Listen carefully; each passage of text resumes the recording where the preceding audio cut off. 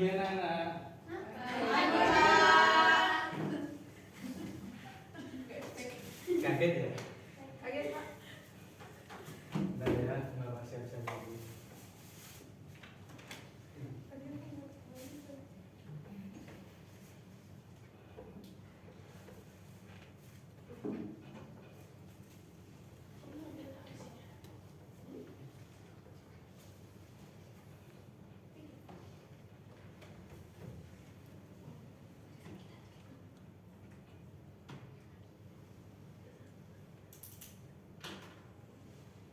Assalamualaikum warahmatullahi wabarakatuh. Waalaikumsalam warahmatullahi wabarakatuh. Jadi sebelum lanjut ke pembelajarannya, Bapak cek dulu kerapiannya ya. Itu kok ada nasi ya?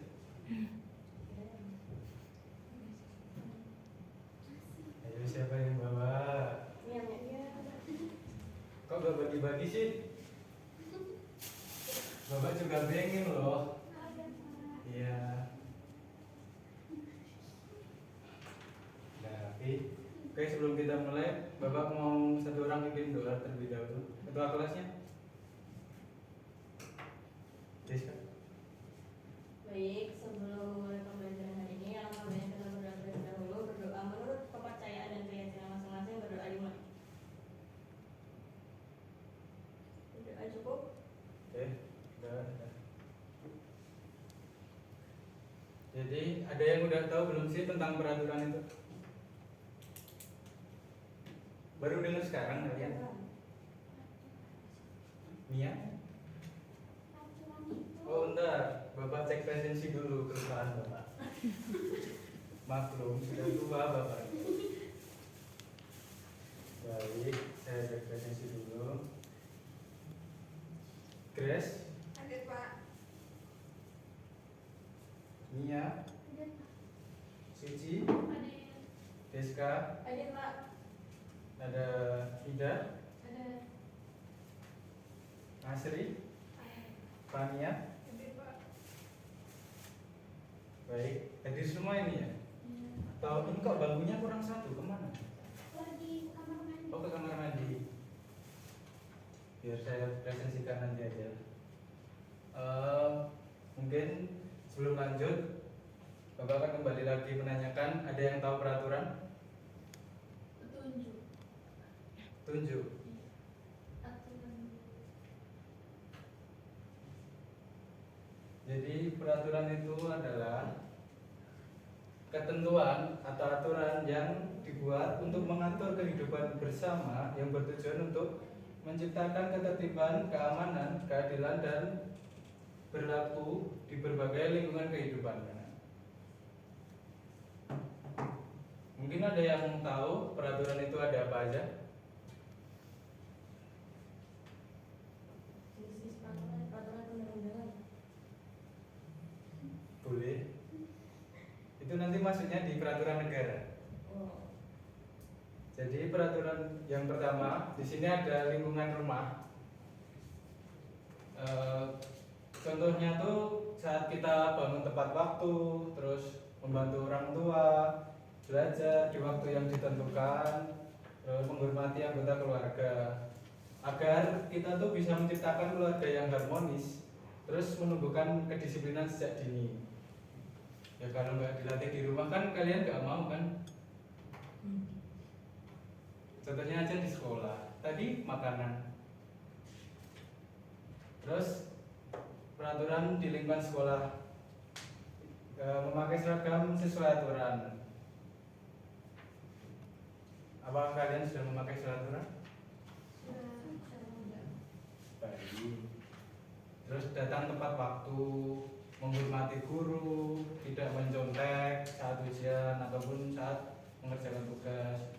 Manfaatnya agar kita tuh proses pembelajarannya menjadi tertib, sama membentuk karakter, disiplin, dan tanggung jawab kita. Lalu peraturan di lingkungan masyarakat, seperti kita tidak membuat keributan sama ikut kerja bakti. Di sini ada yang sering ikut kerja bakti? Atau cuma tidur-tiduran di rumah?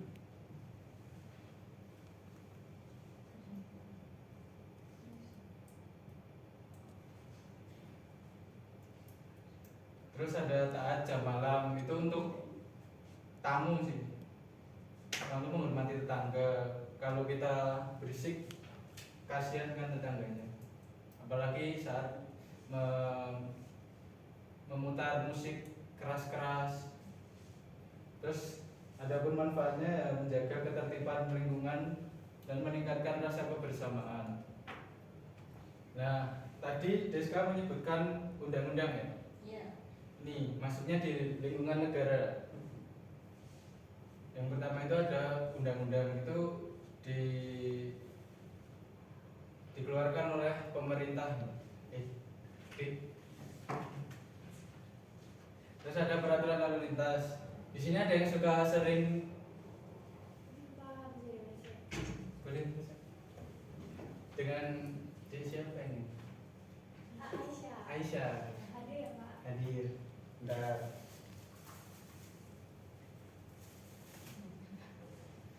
Lanjut ya. Di sini ada yang sering melihat orang melanggar lalu lintas nggak? Apa tuh contohnya? Masih merah udah nyomot.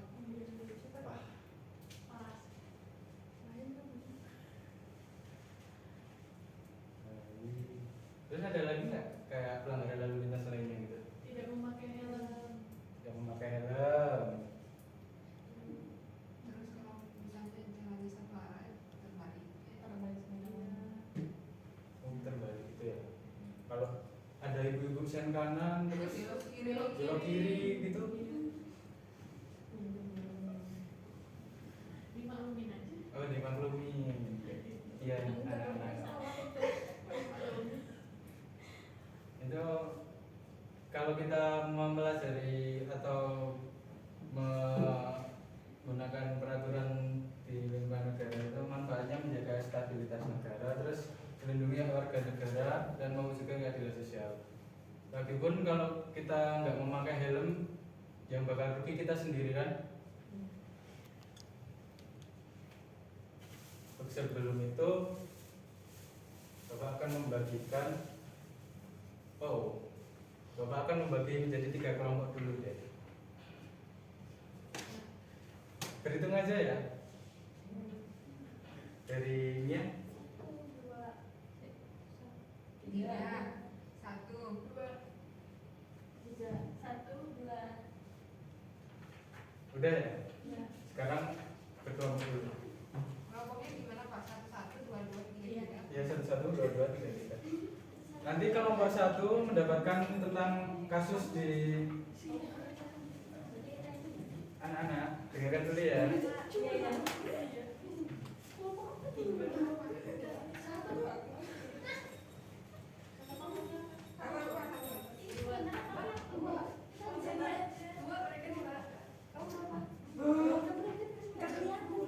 Tenang. Semua teman ini.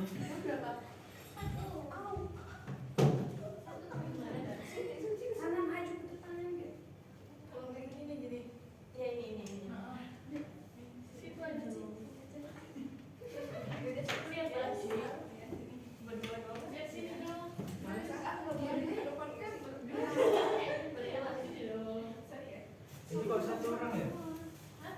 Kamu kok 1 orang? Ya, Bapak salah ya. Mau dimaklumi ya. Baik, untuk kelompok 1 mana ini? Kelompok 2, kelompok 3.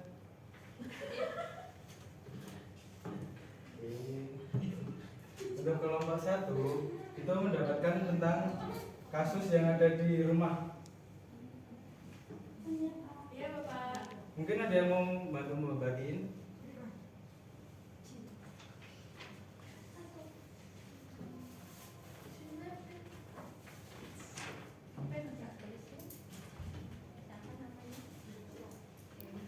Oh ya, untuk kelompok 2 mendapatkan tentang kasus yang ada di sekolah. Yang kelompok 3 kasus yang ada di negara. Kan ini ada materinya nih.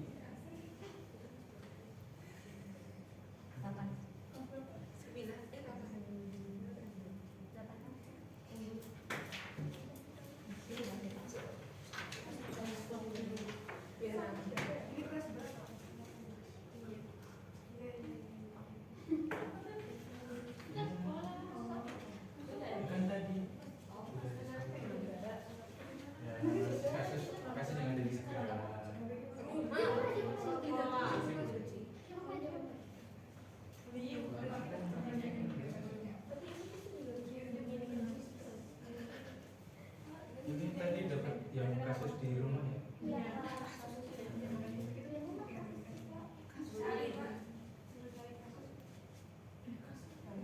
Bapak kasusnya apa?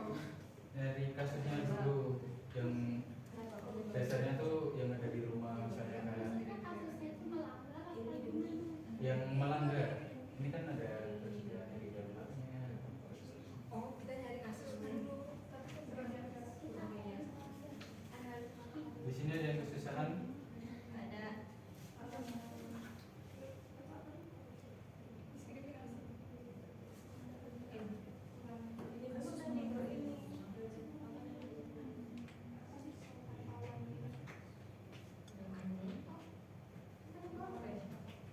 Kenapa kamu ngomong berarti?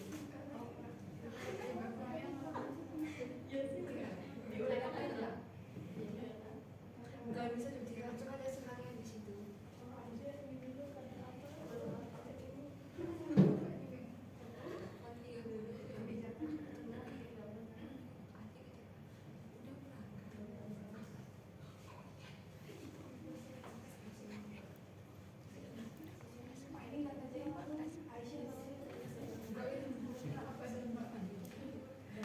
Bisa ngerjain dong, kasihan teman-temannya itu.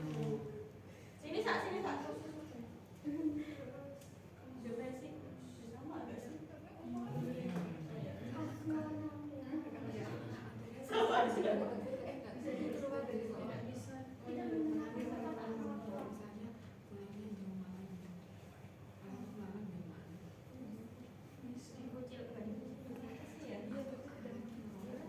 Di sini ada yang kesusahan.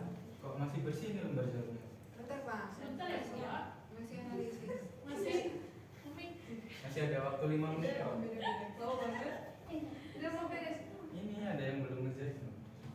Tambah Ya, waktu. Bapak. Iya, toleransi, ya kan?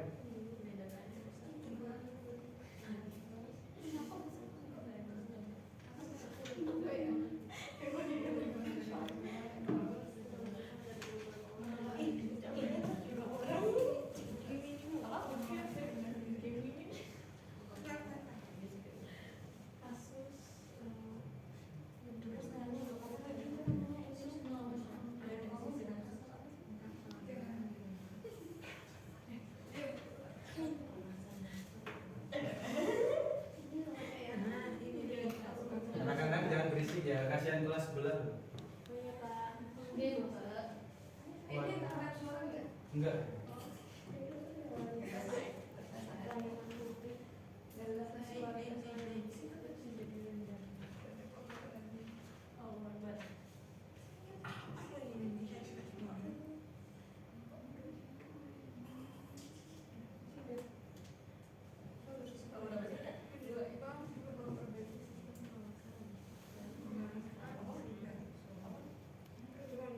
Ada yang berubah enggak?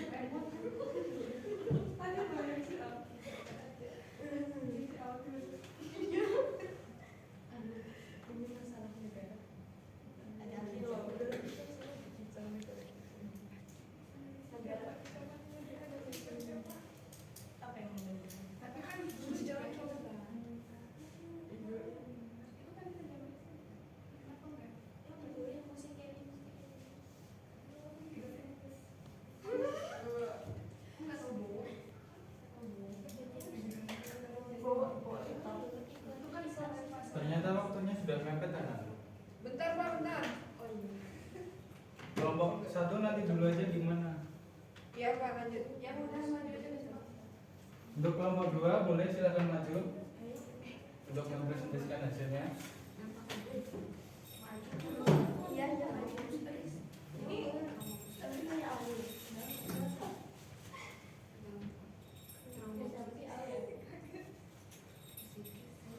Seperti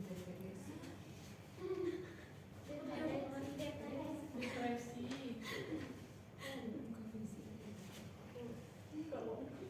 Assalamualaikum warahmatullahi wabarakatuh. Waalaikumsalam warahmatullahi wabarakatuh. Kami dari kelas 2 akan mempresentasikan hasil diskusi kami yang beranggotakan saya Aisyah Hasna, saya Jasmine Rawandari. Saya Fania. Jadi nomor 1. Yang nomor 1 analisis ini dulu ya. Kasusnya kita itu tentang sekolah kelompok 2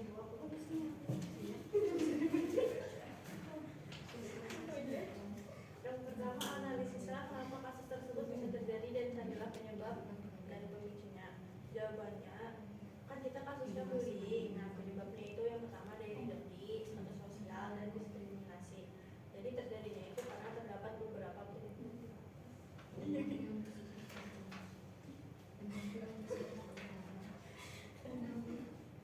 Nah yang kedua ada dampak dari kasus tersebut. Nah itu Jangan ketawa ya, ini masih ada yang kerjaan loh. ada Menghargai temannya kalian tuh. Nah, apa dampak dari kasus tersebut? Yaitu ada stres, depresi, nah bisa saja karena sering dibully bisa keluar dari sekolah, terus bisa dikucilkan juga. Yang terakhir ada apa itu solusi dari kasus tersebut? Yang pertama itu ada tidak membeda-bedakan teman tentunya. Yang kedua itu ada menolak diskriminasi dan yang ketiga itu jangan asal dalam berbicara. Cukup Pak. Cukup. Boleh ditutup. Baik, sekian dari kami. Wassalamualaikum warahmatullahi wabarakatuh. Waalaikumsalam warahmatullahi wabarakatuh. Kelompok 1 ya. Beri aplaus untuk kelompok 2.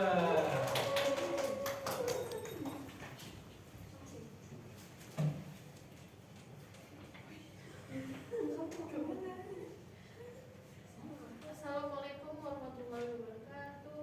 Waalaikumsalam warahmatullahi wabarakatuh.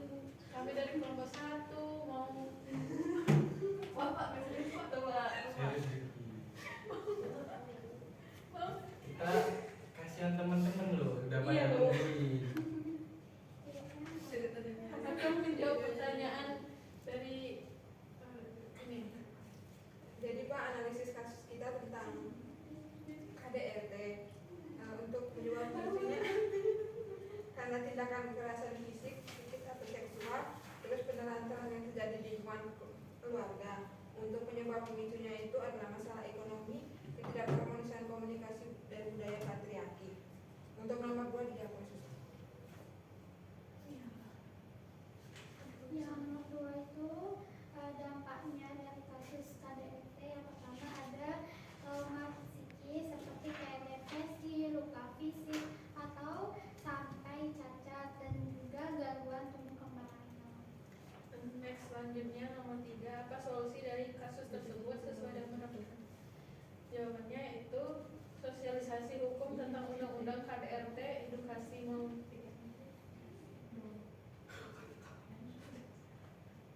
edukasi manajemen konflik dan pendampingan psikis bagi korban. Sekian dari kelompok kami. Wassalamualaikum warahmatullahi wabarakatuh. Waalaikumsalam. Terakhir kelompok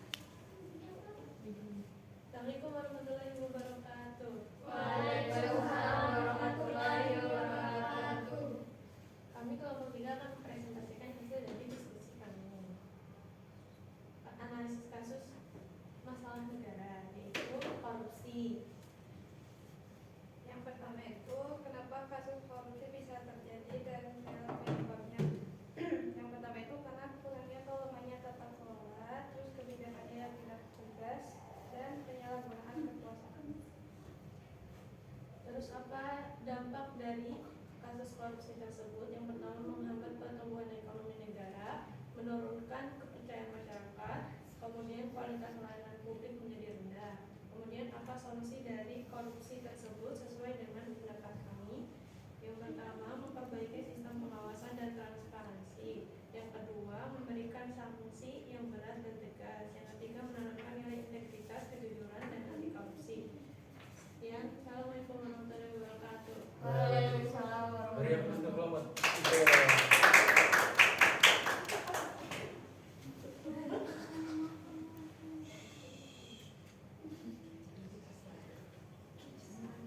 Jadi kalian sekarang udah tahu kan beberapa kasus yang ada di negara kita. Terlebihnya tadi ada kasus KDRT, wah bahaya. Kenapa sih kasus-kasus tersebut bisa terjadi? Ada yang tahu? Mungkin peraturannya kurang tegas, Pak. Benar.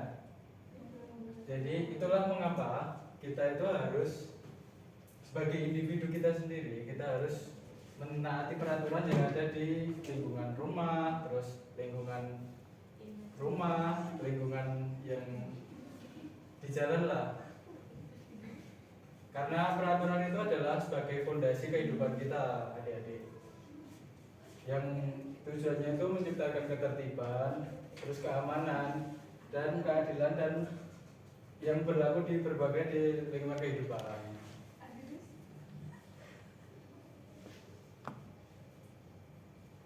Mungkin untuk pertemuan kali ini Bapak cukupkan sekian. Untuk pertemuan selanjutnya silakan baca mandiri ya. Kelanjutan dari materi kita sekarang ini yaitu adalah materi hak dan kewajiban. Baik, cukup sekian. Terima kasih. Boleh ditutup salah satu. Baik, kita tutup pembelajaran pada siang hari ini. Berdoa dengan doa cukup. Oke, cukup sekian. Terima kasih. Selamat menjalani hari-hari seperti biasanya ya. Baik, Bapak.